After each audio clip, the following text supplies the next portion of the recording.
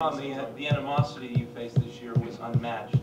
If you could go back and do anything different, would you, or do you think it's simply because you didn't choose Cleveland you were going to face that? No, at the end of the day, you can't live your live your life going back and saying if I could do it again. Life doesn't run its course like that.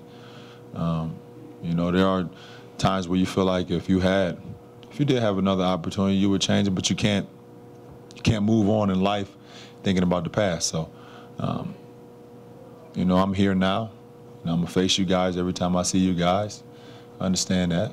I have no problem with that. And in order for me, to get where I want to get, I have to continue to improve. And that's every day. That's on the court and off the court. I mean, as a basketball player, as a father, as a friend, everything to help me accomplish my goals. And it started after we lost, Game 6. Is there anything you guys learned about each other that you didn't know about each other before you were teammates? Say that again? Is there anything you learned about each other now that you've been teammates that you didn't know before when you weren't teammates? Yeah, I didn't know his middle name was Tyrone. Tyrone, would you like to answer that? I'm sorry, man. Okay, my middle name is Raymond. He didn't know that either, Raymond, not. You're going to China at the end of next month. So obviously this is your first time since 2008 Olympics. Can you talk about the trip? Because fans have been crazy about the information. Yes, I am. I'm spending like 10 days in China. Really out there.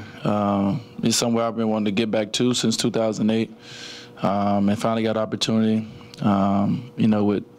With different companies and sponsors that I'm a part of and partners. So I look forward to the excitement of basketball. Some of my fans as well. When I go out there at the end of July. So I've really been looking forward to the trip, and I think it's going to be something not only great for me, but continue to be great for the game of basketball. So I can't wait. Think about those. Well, I mean, it's not too soon because it is glooming over our heads. I mean, us players, you guys, no one wants to see a season lost, not even a day.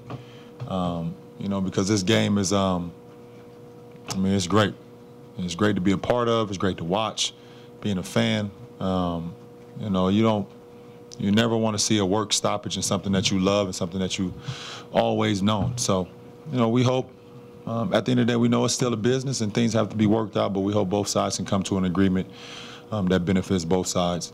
And we can have a season when it's supposed to start. LeBron, I know you play with Chris in the Olympics. Is there anything that surprised you about Chris or impressed you this year? I mean, Chris is a great player, man. You can never know a lot about a guy over 35 days in the Olympics, 37 days. But when you work together with someone for 6-7 months, you learn a lot. He's very intelligent. He does things his own way. No matter what happens, he's going to be himself. He doesn't get caught up in anything else besides how he approaches the game and how he approaches life. And you got to respect that. You respect that out of a guy who, no matter what's going on, always is going to be himself and stay true to himself. And that's something that you find out over the course of a whole season on plane rides and buses and road trips and things like that. LeBron, Dwyane said earlier that he's in a stage of depression, I think, and it takes a while to get over it. Is depression the word for you after a finals like that, or is there a different word to describe what you're at right now? Well, everything that has to do with a low in your life probably describes what I'm feeling right now. I feel, for myself and my teammates for a couple weeks, maybe a month or so, but at the end of the day, I got to pick myself back up. This isn't the end of the road for myself. This isn't the end of the road for the Miami Heat. And you just come back and be better. And accept the challenges, the same challenges that we have this year, the same adversity, same highs and lows that we saw this year. We approach it the same way. And when we see those obstacles that we had this past year, you understand how to handle it. With us being a first-year team together, Basically, all 15 strangers coming together and then getting to this point where we did.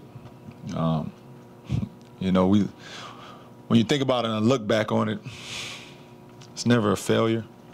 As individuals, we feel like we failed because we're competitors and we wanted to win an NBA championship. But we did some great things in our first year, and I guess it's a building block on next year once training camp start, and we get back to playing basketball.